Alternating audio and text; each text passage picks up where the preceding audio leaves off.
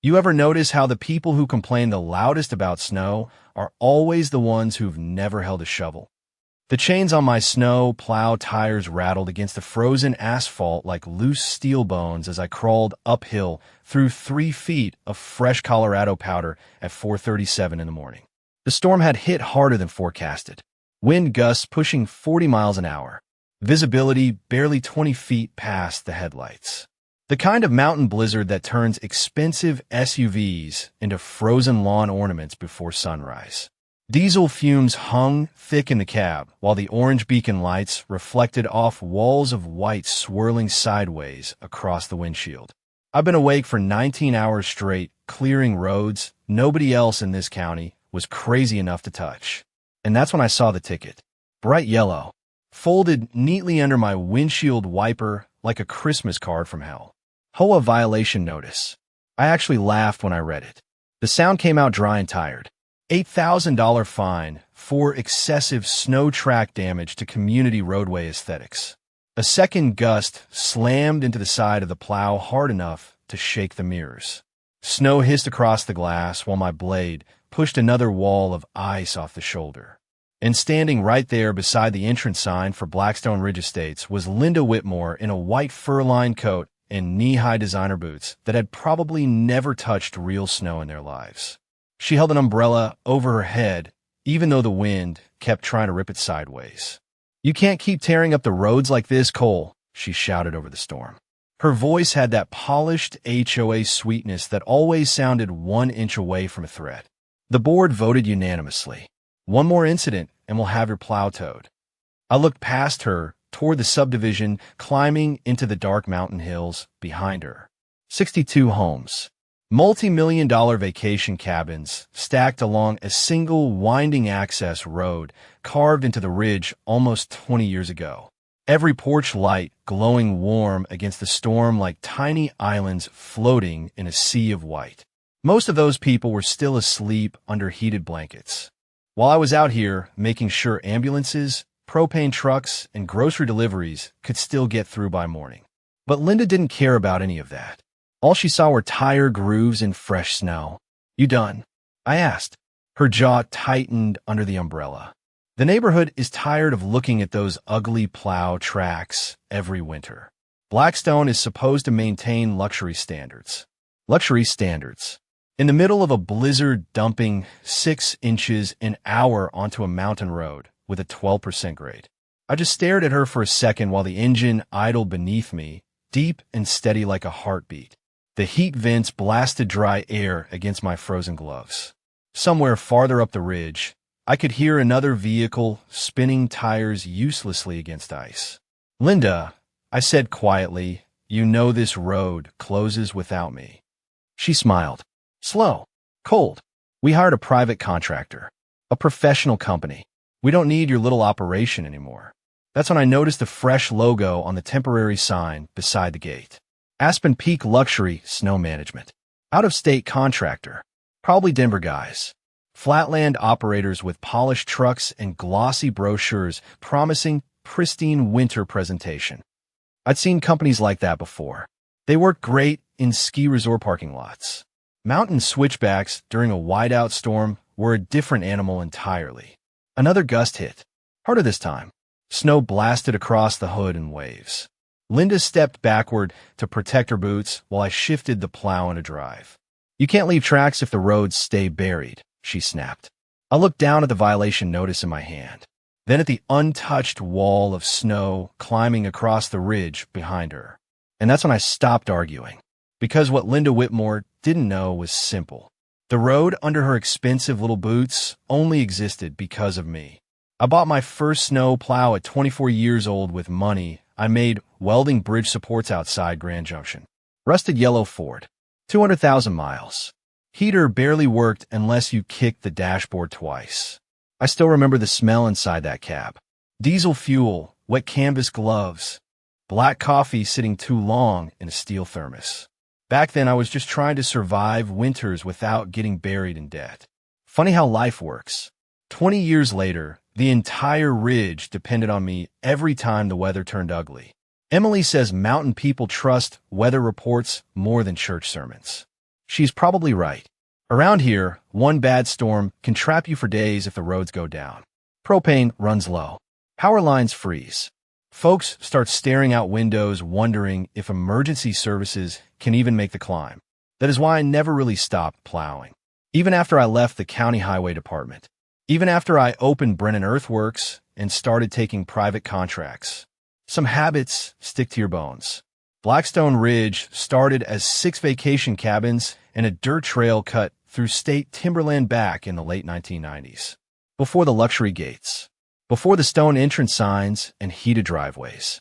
Harold Pike and I were the ones who first pushed a path through the ridge with an old Caterpillar dozer that leaked hydraulic fluid every 50 feet uphill. Harold still jokes that half the mountain is held together with coffee and bad decisions. The road was dangerous from day one. Sharp switchbacks, narrow shoulders, avalanche runoff every spring. The county refused to maintain it because the slope exceeded public winter service limits. So the developers came up with another solution. Private maintenance agreements, shared access easements, emergency snow response covenants, dry paperwork that nobody in Blackstone ever bothered reading after they signed closing documents. But I read every page. I helped write half of them. The storm outside kept getting worse while I drove home that morning. Wind hammering the side of the plow hard enough to rattle my teeth. Snow drifted across the road so fast it looked like the mountain was breathing white smoke across the asphalt. By the time I reached my cabin at the top ridge, ice had already started building along the pine branches outside the porch lights. Emily was waiting in the kitchen wearing wool socks and holding a mug of coffee with both hands. The smell hit me before I even shut the door. Fresh grounds, cinnamon, wood smoke from the stove. She finally did it? She asked quietly. I dropped the violation notice onto the counter beside the sink. $8,000. Emily looked down at the paper for a long moment while wind whistled through the eaves overhead. Then she gave me that same look she always gives right before trouble starts. Calm, focused, like she already knew something nobody else did. Cole, she said softly, they still think the road belongs to them. By noon, the storm had buried half the county under another foot of snow, and Blackstone Ridge looked like a postcard designed by somebody who had never actually lived through winter. Perfect white rooftops, icicles hanging off cedar beams, pine trees sagging under fresh powder like old men carrying too much weight. Beautiful from a distance, dangerous up close. I was in the equipment shed behind my cabin, changing hydraulic fluid on the plow, when my phone started buzzing across the metal workbench. 3 emails. 2 HOA notices. 1 certified digital warning from Linda Whitmore herself. The smell of grease and cold steel filled the air while snow hammered the tin roof overhead hard enough to sound like handfuls of gravel. I wiped my gloves on old shop rag and opened the first message. Blackstone Ridge Board of Directors hereby demands immediate cessation of unauthorized commercial snow removal activities within community property boundaries. I almost smiled reading that line. Unauthorized. After 11 winters of dragging stranded residents uphill during whiteouts. After digging out delivery vans at 2 in the morning. After clearing enough ice off those switchbacks to keep school buses from sliding into ravines. Funny how fast people rewrite history once they think they own something. The second email included photos from the HOA meeting the night before. Linda's standing beside a projector screen showing enlarged pictures of my plow tracks across fresh snow. Big black tire grooves cutting through untouched white powder like scars. She had circled them in red marker. Community damage, the slide read in giant capital letters. Somebody had actually applauded according to the meeting notes attached underneath. Emily stepped into the shed carrying another cup of coffee. Steam curled through the freezing air between us. You need to see this, she said quietly. She handed me her tablet. A video from a Blackstone community page. Linda standing near the gate wrapped in that white coat again, while snow drifted sideways around her like smoke. We are upgrading winter maintenance standards immediately, she announced to the camera with that polished realtor smile. Residents deserve roads that look clean, safe, and professionally maintained. Clean. That word stuck in my head all afternoon, because roads and mountains are never clean in winter. They are ice and slush and gravel and chains chewing through packed snow at 4 in the morning while the wind tries to push your truck sideways into a ditch. Clean is something people say when they have never had to keep a road alive during a storm. Around sunset, I drove down the ridge to check the lower switchbacks before temperatures dropped again. That is when I saw the new contractor. 2 shiny white trucks parked crooked beside the entrance gate. Brand new blades. No chain marks on the tires. Dimmer plates. One guy was standing outside, staring uphill with the same nervous look tourists get right before they realize mountain weather does not care how expensive their truck is. I rolled down my window, just enough to smell overheated brakes drifting through the snow. "You boys planning to plow tonight?" I asked. The younger guy laughed nervously. "That the upper ridge road?" I nodded once. He looked toward the mountain, then back at me. "Man," he said quietly, "nobody told us the grade was this steep." The Denver contractor lasted exactly 36 hours. I know because I watched their second truck slide backward down the upper ridge at 3 miles per hour while the driver sat frozen behind the wheel, gripping it like prayer alone might stop gravity. Snow was still falling sideways when I parked near the overlook above Blackstone and killed the engine. Silence hit hard after 12 hours listening to diesel motors and chain chatter.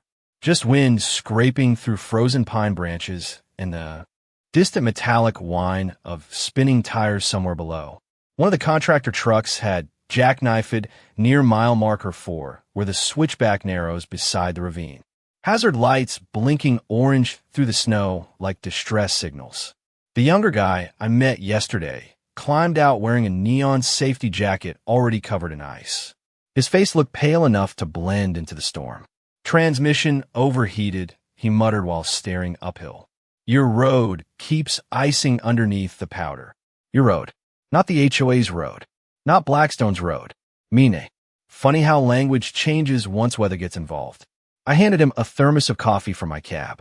Steam rolled into the freezing air between us. "You boys heading back to Denver?" He gave a tired laugh. "Soon as we get this thing turned around." Down below, the valley lights were starting to disappear behind thick white clouds rolling over the ridge line. More snow coming. Heavy snow. The kind that packs hard and freezes solid by morning. I looked toward Blackstone and saw porch lights glowing through the storm.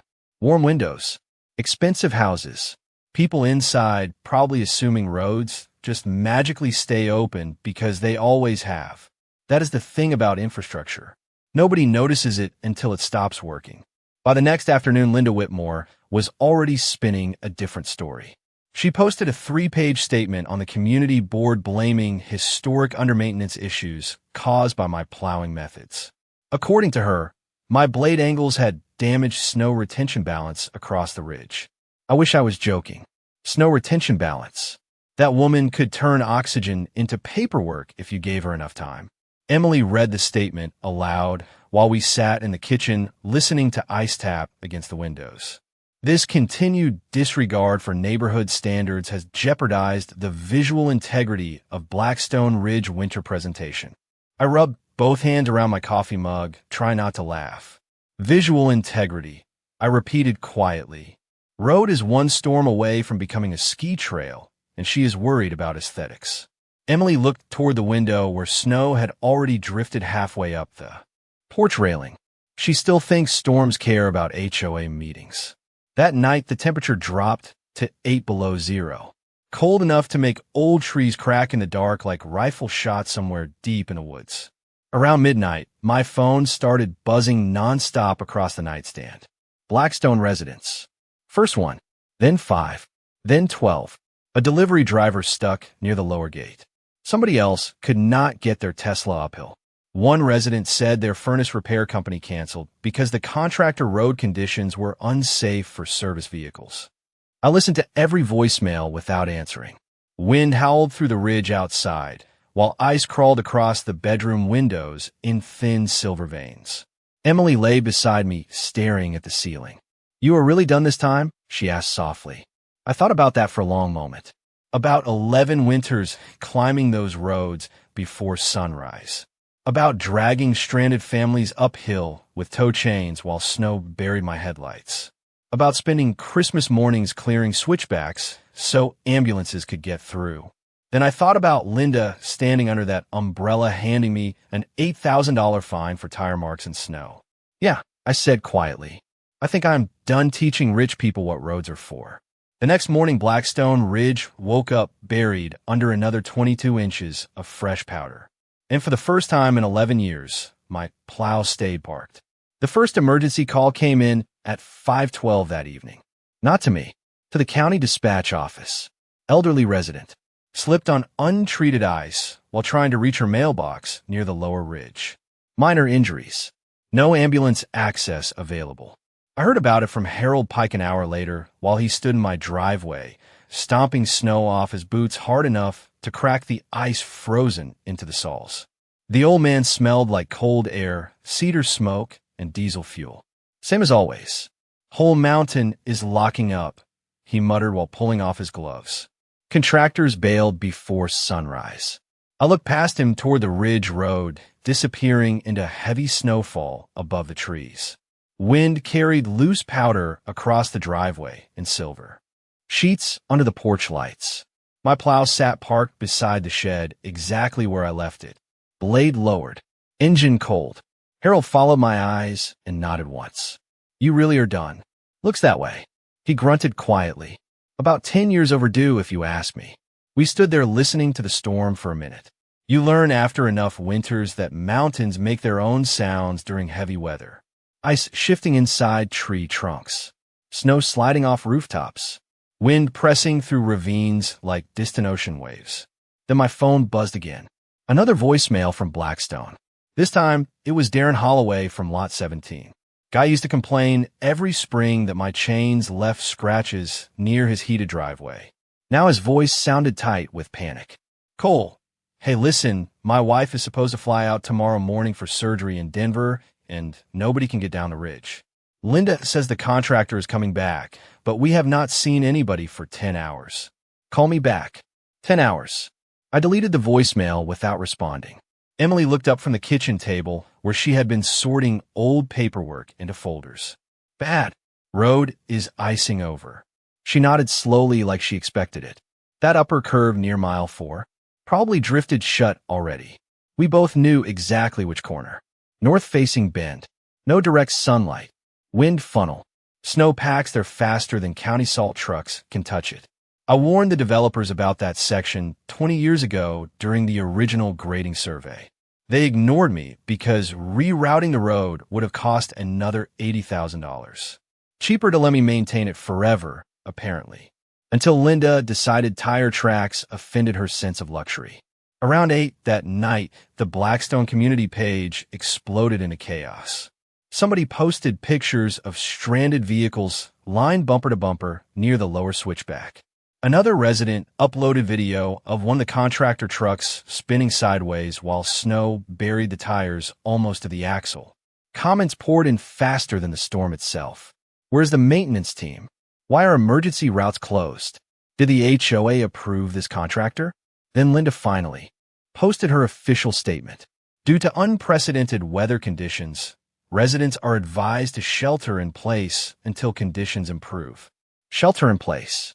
The phrase sat heavy in my chest while I stared at the screen. That road had never closed under my watch. Not once. Not during the avalanche winter of 2014. Not during the 3-day blizzard that knocked out half the county power grid. I always found a way through because I knew every inch of that mountain like muscle memory. Where the drifts formed, which culverts froze first, which corners iced underneath fresh powder before sunrise. Roads talk if you spend enough years listening. Linda never listened to anything except complaints and meeting agendas. Then came a message that changed the tone completely. Harold slid his phone across the table toward me without saying a word. It was a photo somebody took near the lower gate 30 minutes earlier. Blackstone residents standing knee-deep in snow, trying to push a stuck SUV uphill while freezing wind tore through the ridge around them. And there in the background behind all that expensive mountain real estate sat the entrance sign half buried under white drifts already swallowing the road hole. The county finally called me just after dawn on the third day. I knew it was serious before I even answered because Nathan Crowley never called before coffee unless something had already gone sideways. The man had the voice of somebody permanently exhausted by paperwork and bad decisions. "Cole," he said the second I picked up, "tell me you are not anywhere near Blackstone Ridge right now." I stood on my porch watching snow drift across the valley below in slow white waves. The storm had finally weakened overnight, but the mountain looked buried alive. Entire sections of guardrail had disappeared under 6-foot drifts. Pine branches bent low under layers of ice thick enough to crack would clean in half. My plow still sat untouched beside the shed with snow stacked against the tires almost to the wheel wells. "I am home," I said. "Why?" Silence hummed through the phone for a second. Then Nathan sighed. "Because your HOA friends just triggered an emergency. Access review with the county." I leaned against the porch railing, cold air biting through my flannel jacket, while diesel residue from the equipment yard lingered faintly beneath the smell of fresh snow. That sounded expensive. For them? Probably. I could hear papers shuffling on his end. Printers. Office phones. Somebody coughing in the background. Government buildings always sound the same during winter storms. Controlled panic wrapped in fluorescent lighting. "Here is the problem," Nathan continued. "Blackstone filed official complaints claiming your refusal to maintain the access road created a public safety hazard." I laughed quietly under my breath. "They fired me. That part gets interesting. More papers sliding around. Their contractor admitted during the review that the upper ridge grade exceeds commercial winter liability limits under state emergency access code." Now that made me smile for real. Slow. Quiet. Because I already knew where this conversation was heading. Nathan lowered his voice. "Cole, the county pulled the original subdivision approval records this morning." Wind pushed powder off the roof in soft white sheets while I stared toward the ridge road cutting through the mountain below. And apparently Blackstone Ridge only received development approval because one private contractor signed a permanent winter emergency maintenance covenant back in 1998. There it was. The thing Linda never bothered reading. The thing hidden under years of HOA newsletters, landscaping complaints, and luxury gate renovations. Dry paperwork buried in county archives older than half the residents living there now. "Guessing you found my signature on it," I said, along with about 40 pages of engineering notes warning the road was unsafe without dedicated winter operators. Nathan exhaled hard enough into the phone to crackle the speaker. "Cole, this whole subdivision technically exists because you guaranteed winter access continuity." I looked down at my gloves resting on the porch railing. Hydraulic oil stains ground permanently into the leather after years of storm work. Funny thing about infrastructure, nobody notices the guy holding everything together until he steps away. "What happens now?" I asked. "Now?" Nathan gave a tired little laugh. "Now the county wants to know why an HOA fined the only legally recognized winter access operator $8,000 for plowing snow." Behind him, I heard another voice ask for Blackstone emergency files. Then somebody mentioned ambulance delays. Another person said the words liability exposure loud enough for me to hear clearly through the phone. That phrase always changes people's attitudes fast. Nathan spoke again. "There is more." "Of course there is. The covenant says if winter maintenance continuity is interrupted due to board interference or operational obstruction, liability transfers directly to the managing residential authority." I closed my eyes for a second while cold wind scraped across the ridge outside. Linda had spent weeks trying to erase tire tracks from snow. Turns out she had accidentally signed herself into responsibility for an entire mountain road during the worst storm of the year. "Nathan," I said quietly, "how bad is it up there?" He paused, long enough for me to hear another phone ringing somewhere in his office. "Cole," he finally said, "the road is gone." By that afternoon, every local news station within 50 miles had a helicopter circling somewhere above the ridge. You could hear them before you saw them. Low mechanical chopping through cold mountain air, while the entire valley sat buried under white silence. Emily stood beside me on the porch holding binoculars while one of the helicopters banked hard over Blackstone Ridge and disappeared behind heavy cloud cover again. "That cannot be good," she murmured. "No," I said quietly. "Probably not." My phone had not stopped vibrating for 6 straight hours. Reporters, county offices, residents from Blackstone suddenly remembering my number after spending the last week calling me a reckless contractor destroying community aesthetics. Funny how fast people rediscover gratitude once roads vanish beneath 6 feet of snow. I ignored most of the calls. The mountain was already speaking for itself. Around 3 o'clock, Nathan Crowley showed up in person wearing a county emergency jacket dusted white with snow. His SUV looked like it barely survived the drive up to my cabin. Ice coated the wheel wells thick enough to rattle when he shut the door. He climbed onto the porch carrying a waterproof document case under one arm and smelling like cold coffee and stress. "You watching the circus?" he asked while nodding toward the helicopter noise overhead. Trying not to. He handed me the case. Inside sat copies of the original Blackstone Ridge subdivision approval documents, old county seals, engineering maps, my own signature from 27 years ago staring back at me in faded blue ink. I could still remember the day I signed them.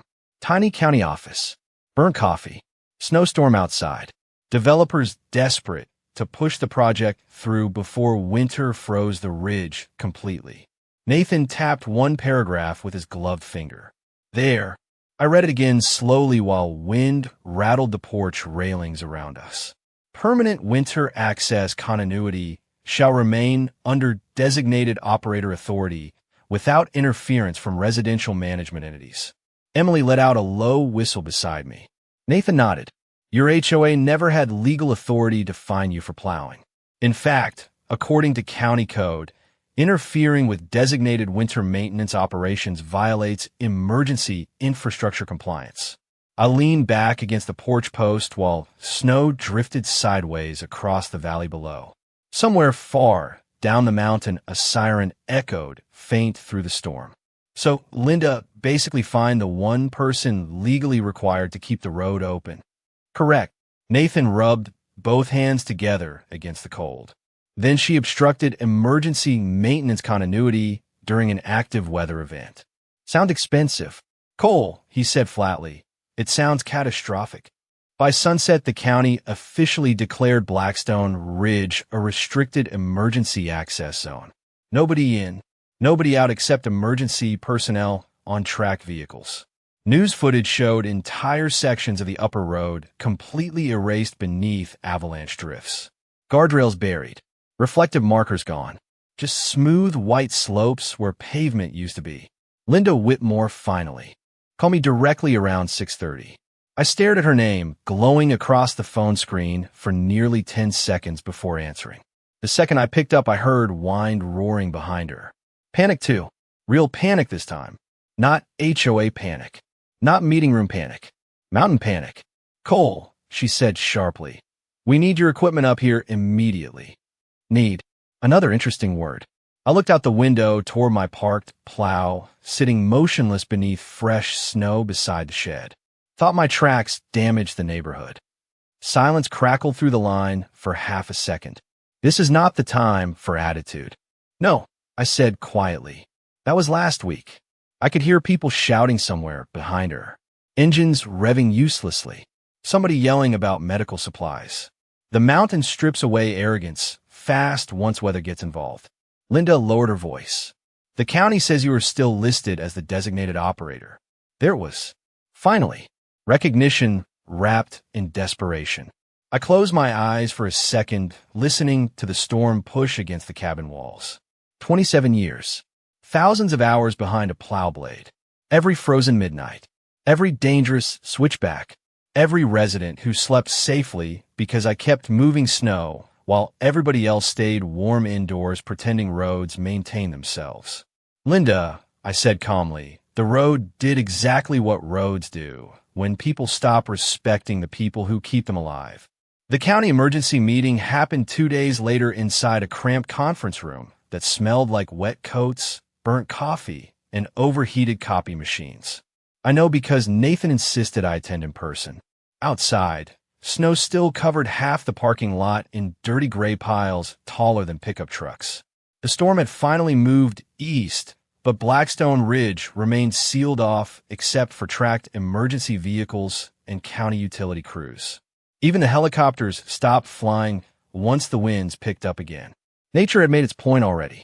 Linda Whitmore arrived 15 minutes late wearing a cream-colored wool coat and sunglasses even though the sky outside looked like frozen concrete. She carried herself the same way she always did. Chin high, tight smile. The posture of somebody still convinced appearances matter more than consequences. But exhaustion had started creeping into the edges. Her hair looked rushed, her makeup uneven beneath the fluorescent lights. The mountain had finally touched her back. Across the table sat county engineers, emergency management officers, insurance representatives, and 2 lawyers from Denver flipping through stacks of documents thick enough to stop a door. Every few minutes, somebody underlined another section in red marker. Liability exposure, access failure, negligence review. Words like that have weight in rooms full of attorneys. Nathan slid a folder toward me while the meeting started. Inside were photographs taken after the storm cleared. Entire sections of Blackstone Ridge looked erased from existence. Snowdrifts covered road signs completely. One retaining wall near Mile 4 had partially collapsed after untreated runoff froze beneath the pavement. The upper switchback where the contractor truck lost control was now buried under almost 11 feet of packed snow and ice. It no longer looked like a neighborhood road. It looked like the mountain reclaiming a scar. Linda finally broke the silence first. This situation was caused by operational abandonment, she announced sharply while adjusting papers in front of her. Mr. Brennan knowingly refused maintenance services during an emergency weather event. One of the county engineers slowly removed his glasses and rubbed both eyes like he regretted every career choice leading to this room. Nathan spoke before I could answer. Actually, he said calmly, county records show Mr. Brennan was formally obstructed by Blackstone Residential Management during designated winter operations. Linda turned toward him so fast her chair squeaked against the tile floor. We hired a licensed contractor who withdrew after determining the route exceeded state winter liability thresholds. Another silence, heavy this time. I could hear heating vents humming overhead and snowmelt dripping somewhere outside the windows. Nathan opened another file. There is also the matter of the $8,000 fine issued against the designated emergency operator. One of the insurance lawyers looked up immediately. You find the emergency access contractor? Linda crossed her arms tightly. For roadway damage. The engineer across the table blinked twice like he could not believe what he just heard. Roadway damage, he repeated slowly. Ma'am, plow tracks are how snow roads function. I looked down at the table so nobody would see me smiling. Linda tried pushing forward anyway. The community has aesthetic standards. That word again. Aesthetic. Like winter storms care about luxury branding. Nathan slid one final document across the table toward her. The county reviewed the original emergency covenant this morning. Linda stared down at the page. I watched the exact second the color left her face. One sentence highlighted in yellow. Interference with designated winter access operations transfers all resulting liability to the managing residential entity. Nobody spoke for nearly 10 full seconds.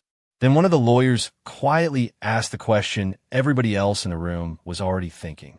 Do you understand what this means financially? Outside the window, another county plow rumbled through the parking lot spraying slush across frozen asphalt. Heavy diesel engine, steel blade grinding against ice. The sound echoed through the room like punctuation. Linda sat frozen in silence while the reality finally settled over her. She spent weeks trying to erase my tire tracks from the snow. Now her entire HOA was staring at lawsuits, emergency infrastructure violations, insurance claims, and millions of dollars in road reconstruction costs because the one man who understood that mountain had parked his plow and walked away. 3 months later, the snow finally started melting off the ridge in dirty gray sheets that slid down the mountain like exhausted ghosts. Winter leaves slowly around here. First, the icicles disappear. Then the runoff starts chewing through gravel shoulders. Then one morning you wake up and hear water moving under the culverts again instead of ice cracking in the dark. Blackstone Ridge looked different after the storm. Quieter. Half the entrance landscaping had died beneath the drifts. The expensive wooden sign Linda fought so hard to protect leaned sideways now, with one corner split clean through from freeze damage. Nobody bothered fixing it. Turns out people stop worrying about aesthetics once legal bills start arriving. The HOA board dissolved before spring officially hit the valley. Insurance companies refused coverage extensions after the county investigation finalized its findings. Emergency infrastructure negligence, operational interference, liability obstruction, dry legal language with very expensive consequences. Most residents never even showed up to the final board meeting. They were too busy dealing with special assessments and reconstruction estimates for the upper ridge retaining walls. Linda Whitmore resigned 2 weeks after the county released the report. Harold told me she listed her house quietly through a private broker out of Denver. No farewell speech. No final HOA newsletter. Just gone. Funny how fast suburban royalty disappears once the paperwork turns against them. Nathan Crowley stopped by my cabin one afternoon in late March, carrying a fresh contract folder under one arm and smelling like rain-soaked wool and courthouse coffee. Snowmelt dripped steadily off the porch roof, while muddy runoff carved little rivers through the gravel driveway below us. County approved the new maintenance structure, he said while handing me the documents. I flipped through the pages slowly. Official Winter Access Authority. Emergency Infrastructure Management Designation. Full county-backed operational protection. No HOA oversight. No residential interference clauses. Just roads, weather, and the people qualified to handle both. Looks cleaner this way, I said quietly. Nathan laughed under his breath. After this winter, nobody around here wants another committee deciding how mountains work. Emily brought coffee outside while we sat listening to runoff rush through the trees below the ridge. Warm air finally carried the smell of wet pine instead of diesel and frozen steel. Somewhere down the valley, a chainsaw buzzed faintly through the afternoon. Spring cleanup season. Life moving forward again. A week later, I drove the Plow up Blackstone Ridge for the first official county inspection route. The same road, same switchbacks, same dangerous curves hugging the mountain. But the silence felt different now. No warning notices under my windshield. No HOA emails about tire marks. Just the steady rumble of the engine beneath me and chains crunching against thawing ice while sunlight broke through the clouds overhead. Near the entrance gate, I spotted fresh crews rebuilding sections of damaged retaining wall beside the road. Hard hats, survey flags, county equipment everywhere. Real infrastructure work this time. One of the workers waved as I passed. I nodded back and kept driving uphill. The snowbanks were finally shrinking along the shoulders, exposing dark asphalt underneath, like the mountain breathing again after a long winter. I slowed near the overlook above the valley, where Linda once stood holding that umbrella while threatening to tow my plow over snow tracks. Wind moved softly through the pines now. Calm. Warm enough to smell earth under the melting ice. I sat there for a minute listening to the engine idle steady beneath me. Roads teach you things if you spend enough years around them. Mostly patience. Sometimes consequences. Because snow does not care about power meetings or luxury branding or perfect winter aesthetics. Snow only respects preparation, experience, and the people willing to show up before sunrise while everybody else stays warm inside, pretending the world runs itself. I shifted the plow into drive and started climbing the ridge again while melting snow slid quietly off the mountain around me. Infrastructure remembers who built